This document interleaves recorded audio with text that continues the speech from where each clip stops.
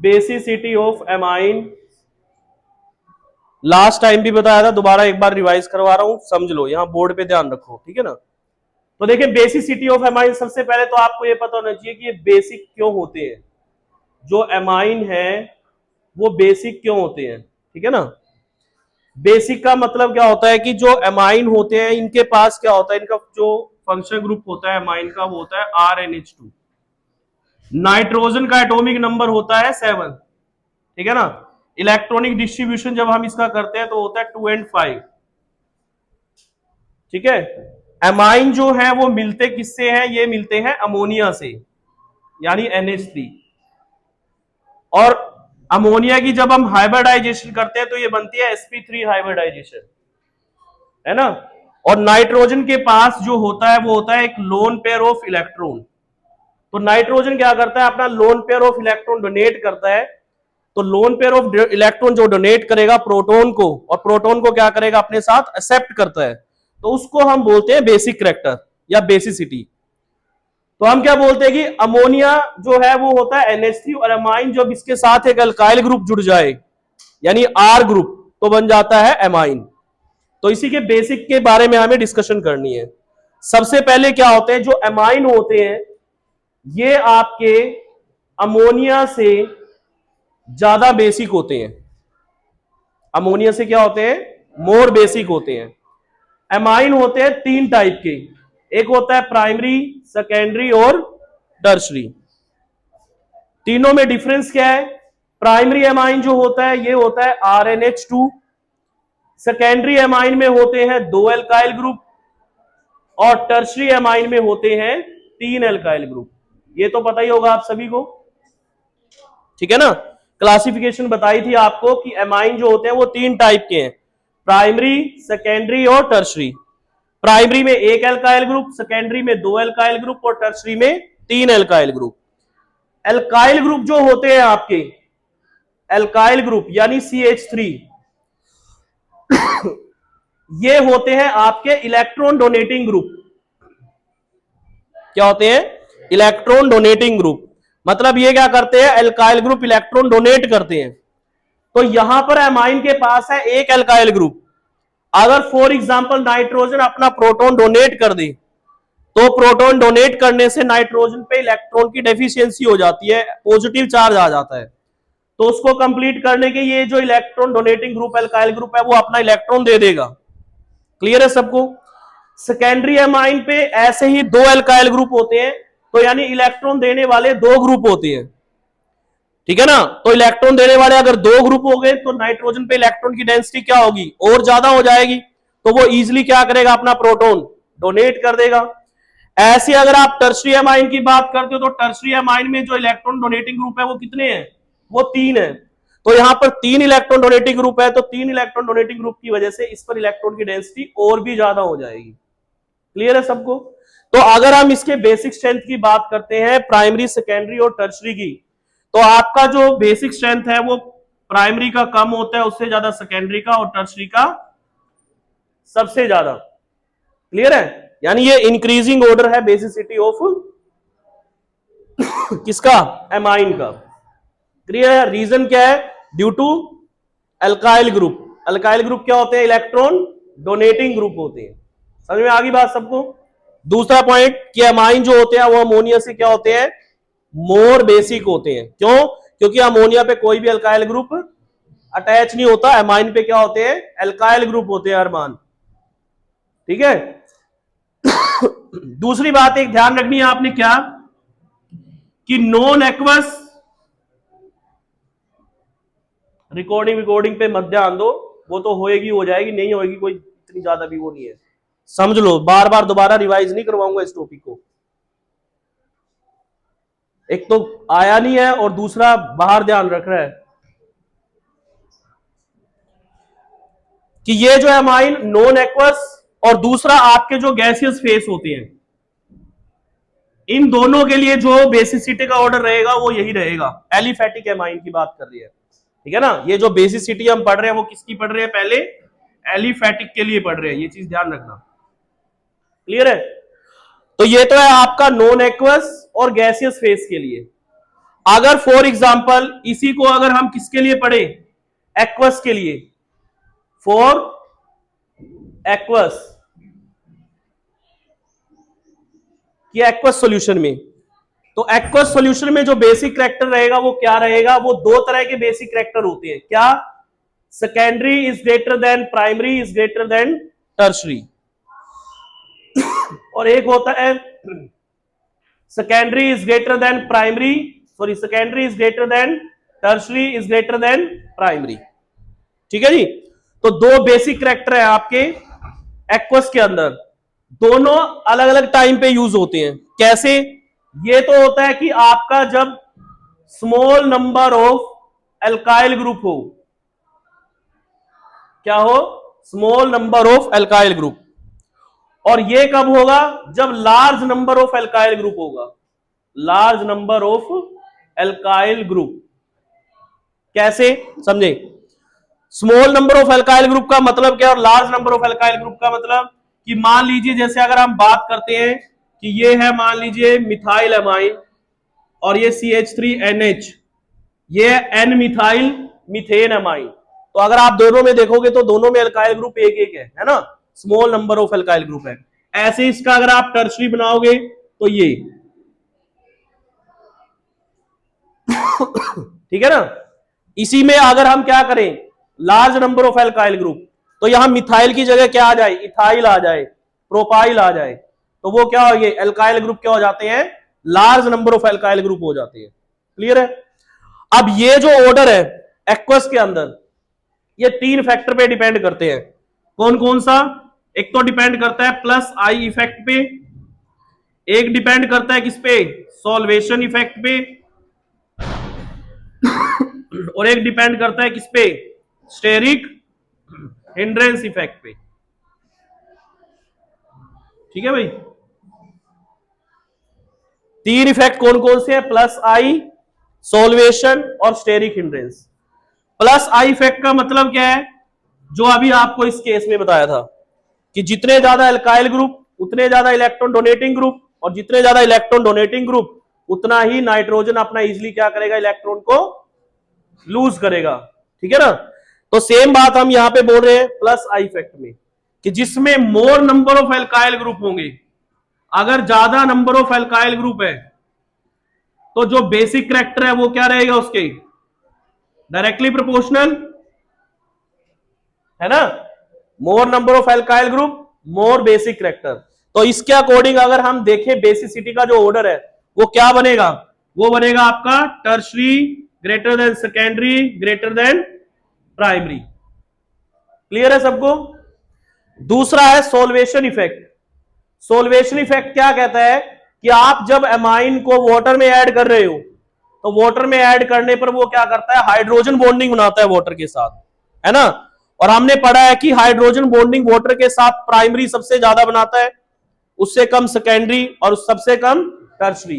क्यों?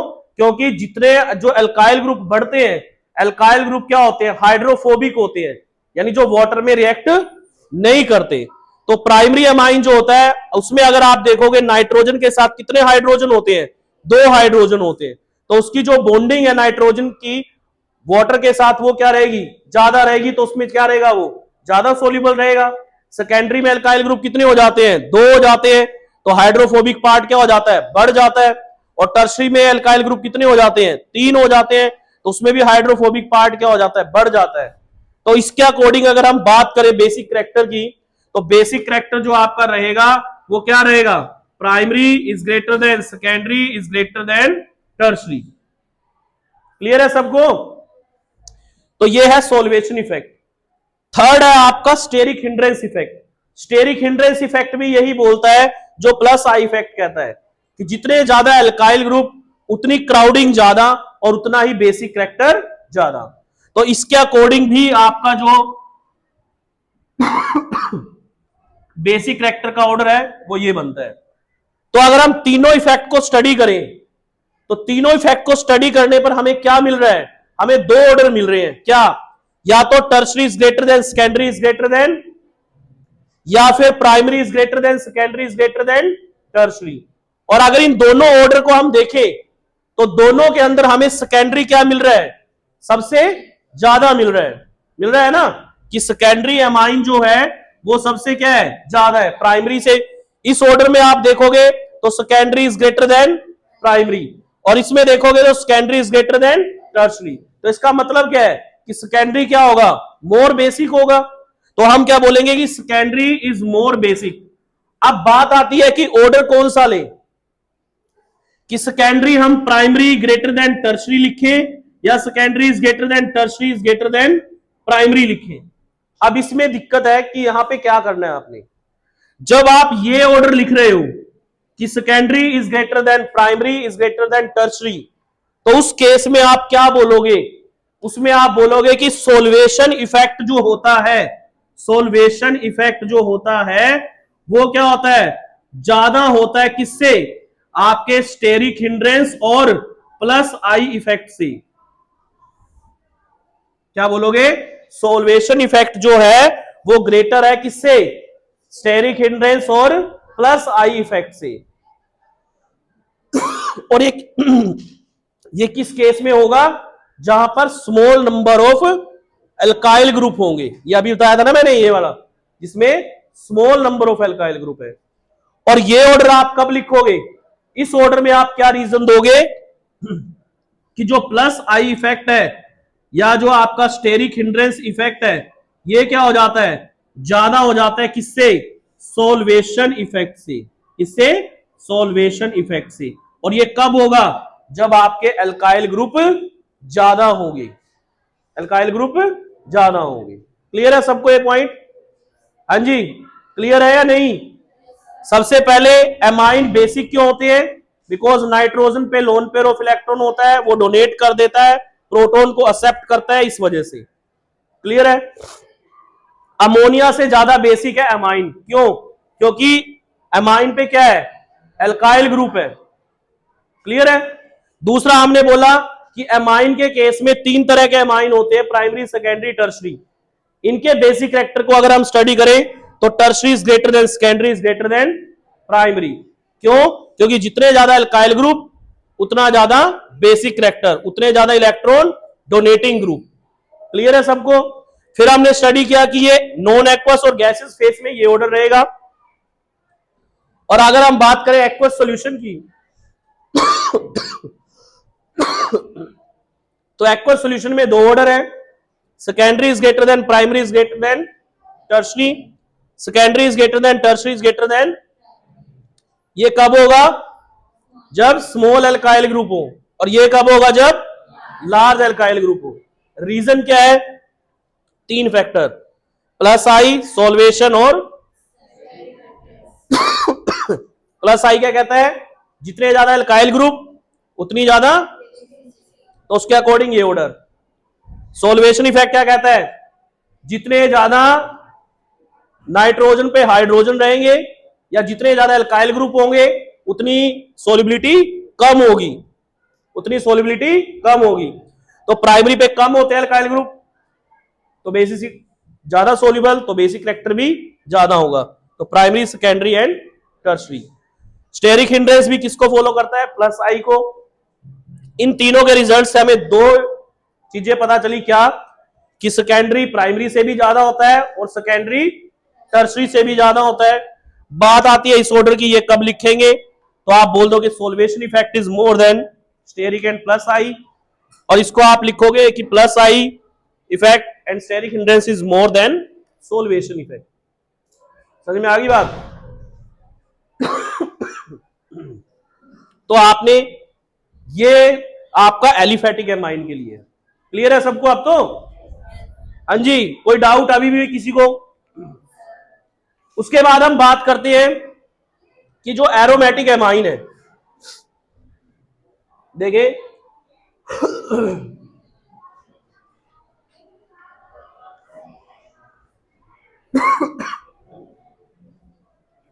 इसके आप जब क्वेश्चन ट्राई करोगे ना, क्वेश्चनों से ज्यादा क्लियर होगा ये टॉपिक। समझ में आ रही है बात।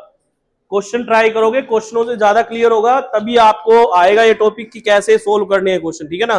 क्योंकि ये थ्योरेटिकल क्वेश्चन नहीं पूछेगा डायरेक्ट आपसे, आपको पेयर देगा या एमसीक्यू में क्वेश्चन देगा कि ये बेसिसिटी ज्यादा है, ये बेसिक करैक्टर कम है, इस तरह से, ठीक है।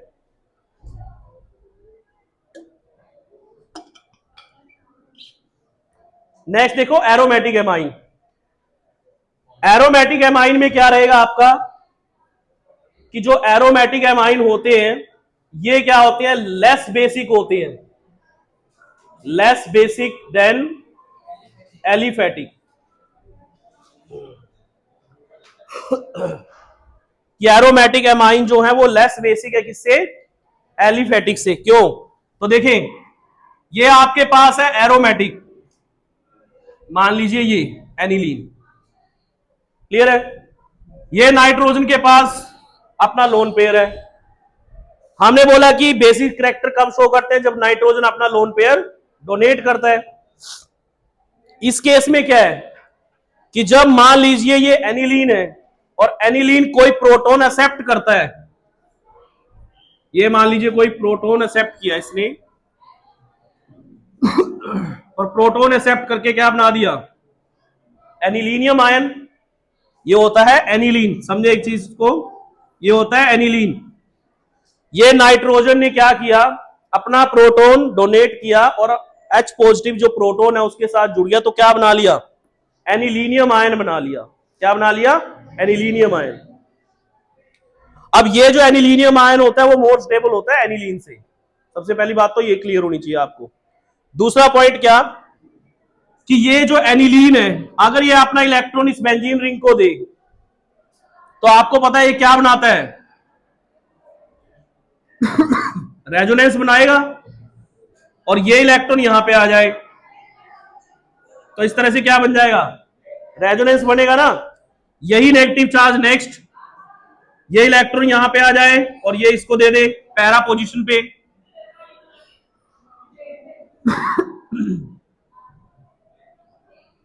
ये बन जाएगा। हाँ जी, क्लियर है सबको। उसके बाद ये अपने इलेक्ट्रॉन यहां पे दे दे और ये यहां पे,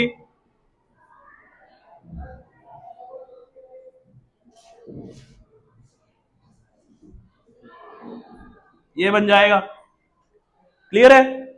वापिस दोबारा नाइट्रोजन अपना इलेक्ट्रॉन ले ले और ये यहां पे आ जाए तो ये बन जाएगा, ठीक है ना।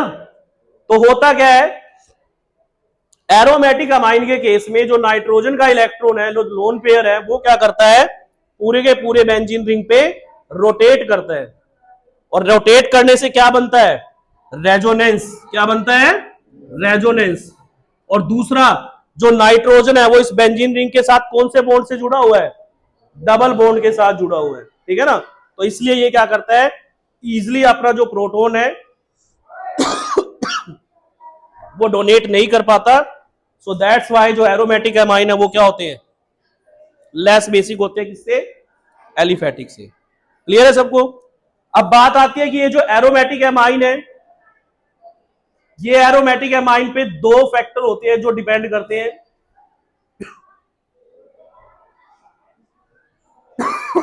इलेक्ट्रॉन डोनेटिंग और electron withdrawing. Electron donating group कौन कौन से हैं, CH3, OCH3 और NH2, और इसमें कौन कौन से होते हैं, CN, NO2 और हेलोजन। तो एक चीज ध्यान रखनी है, क्या, इलेक्ट्रॉन विदड्रॉइंग ग्रुप जो होते हैं ये बेसिक स्ट्रेंथ को क्या करते हैं, डिक्रीज करते हैं। क्या करते हैं, डिक्रीज। और ये क्या करते हैं, बेसिक स्ट्रेंथ को इंक्रीज। क्लियर है। दूसरा मेन पॉइंट क्या है इसके अंदर कि अगर आपको इलेक्ट्रॉन विदड्रॉइंग ग्रुप ऑर्थो और मेटा पोजीशन पे मिले, किस पे मिले, ऑर्थो एंड मेटा पोजीशन पे, और ऐसे ही इलेक्ट्रॉन डोनेटिंग ग्रुप आपको किस पे मिले, ऑर्थो और पैरा पोजीशन पे, तो यहां पे फॉर एग्जांपल अगर आपके पास ये है कि ये आपका एमाइन है और ये NO2 ग्रुप आपका यहां पे लगा हुआ है, मान लो पैरा पे लगा हुआ है, और यहां पे एक NO2 ग्रुप आपका मेटा पे लगा हुआ है, और आपसे पूछे कि बेसिक स्ट्रेंथ किसकी ज्यादा है, तो इलेक्ट्रॉन विथड्रॉइंग ग्रुप में मेटा पोजीशन की जो बेसिक स्ट्रेंथ होती है वो क्या होती है, ज्यादा होती है। और इलेक्ट्रॉन डोनेटिंग के अंदर सेम आपके पास एमाइन है, और ये आपका लगा हुआ है मान लीजिए सेम मेटा पोजीशन पे, और एक लगा हुआ है पैरा पोजीशन पे, तो जो पैरा वाला रहेगा उसकी बेसिक स्ट्रेंथ क्या रहेगी, ज्यादा रहेगी। ठीक है ना, ये ध्यान रखना है आपने। इलेक्ट्रॉन डोनेटिंग ग्रुप अगर आए, electron donating group basic strength को बढ़ाते हैं और electron withdrawing group basic strength को कम करते हैं। अगर यहां पर मेटा और पैरा की बात आए इलेक्ट्रॉन विथड्रॉइंग में, तो आपने मेटा वाले का जो बेसिक स्ट्रेंथ है वो ज्यादा बोलनी है, और यहां पर पैरा वाले की ज्यादा बोलनी है। क्लियर है। और दूसरा एक चीज ध्यान रखनी है क्या, कि अगर आपके पास अर एल्काइल एमाइन हो, क्या हो, अर एल्काइल एमाइन। अर एल्काइल एमाइन कौन से होते हैं, कि मान लीजिए आपके पास बेंजीन और ये CH2NH2, और एक आपके पास ये है एनिलीन। क्लियर है। तो अर एल्काइल एमाइन की जो बेसिक स्ट्रेंथ है वो क्या रहेगी, ज्यादा रहेगी। क्या रहेगी, बेसिक स्ट्रेंथ ज्यादा। क्यों, क्योंकि यहां पर ये किसके साथ जुड़ा हुआ है, एल्काइल ग्रुप से, और एल्काइल ग्रुप क्या होते हैं, इलेक्ट्रॉन डोनेटिंग ग्रुप होते हैं। और यहां पे जो NH2 है वो किससे जुड़ा हुआ है, डायरेक्ट बेंजीन से जुड़ा हुआ है। क्लियर है। क्लियर होगा अब तो, कोई डाउट अभी भी किसी को, क्लियर है सबको। एक मेन चीज इसमें क्या है, जो कई बार क्वेश्चन मिलता है जिसमें से ज्यादातर, वो मिलता है बेसिसिटी कांस्टेंट के बारे में। ठीक है ना, कि आपके पास PKB ये होता है पावर ऑफ बेसिसिटी कांस्टेंट, और ये इनवर्सली प्रोपोर्शनल होता है किसके, बेसिसिटी के। ठीक है जी। एक होता है बेसिक कांस्टेंट, बेसिसिटी कांस्टेंट, इसको बोलते हैं KB, और ये होता है PKB। और जो KB होता है वो PKB के क्या होता है, इनवर्सली होता है, इस तरह से। या इसको हम ऐसे भी लिख सकते हैं, PKB is equal to minus log of KB। ठीक है। तो जिसका बेसिक स्ट्रेंथ ज्यादा होगी, जिसकी बेसिक स्ट्रेंथ क्या होगी, ज्यादा, उसकी PKB की वैल्यू क्या होगी, कम। ज्यादातर जो एग्जाम में क्वेश्चन पूछे जाते हैं वो PKB को लेके पूछे जाते हैं। ठीक है। तो सबसे पहले आपने देखना है क्या, कि बेसिसिटी का ऑर्डर क्या रहेगा। ठीक है ना, एलिफैटिक है, एलिफैटिक है तो कौन से है, एक्वस है या नॉन एक्वस है। ठीक है ना। और दूसरा आपने ये चेक करना है कि प्राइमरी सेकेंडरी टर्सरी है तो कौन सा रहेगा। ठीक है ना। अगर आपके पास एरोमेटिक और एलिफैटिक है तो आपको उसमें देखना पड़ेगा कि एरोमेटिक वाले क्या होते हैं, कम बेसिक होते हैं किससे, एलिफैटिक से। क्लियर है। दूसरा आपको यह देखना पड़ेगा कि अगर एरोमेटिक है तो उसमें इलेक्ट्रॉन डोनेटिंग है या इलेक्ट्रॉन विथड्रॉइंग है। समझ में आ रही है बात। इलेक्ट्रॉन विथड्रॉइंग क्या करते हैं, बेसिक स्ट्रेंथ को डिक्रीज करते हैं, और डोनेटिंग ग्रुप क्या करते हैं, इंक्रीज करते हैं। अगर डोनेटिंग ग्रुप में भी 2-3 दिए हुए हैं, ऑर्थो मेटा पैरा, तो आपको पता है पैरा वाला क्या रहेगा, मोर बेसिक रहेगा। ठीक है ना। उसके बाद अगर आपके पास इलेक्ट्रॉन विथड्रॉइंग ग्रुप है और उसमें पैरा और मेटा और ऑर्थो वाला है, तो आपने उसमें क्या बोलना है, मेटा वाला जो रहेगा मोर बेसिक रहेगा। बताया था ना, नोट्स में लिखवाया भी था ये। ठीक है। तो ये आपका टॉपिक है बेसिक स्ट्रेंथ का, इसको पढ़ लेना। इससे रिलेटेड एनसीईआरटी में जो क्वेश्चन दे रखे हैं वो रिवाइज कर लेना। ठीक है भाई, कट कर दे भाई।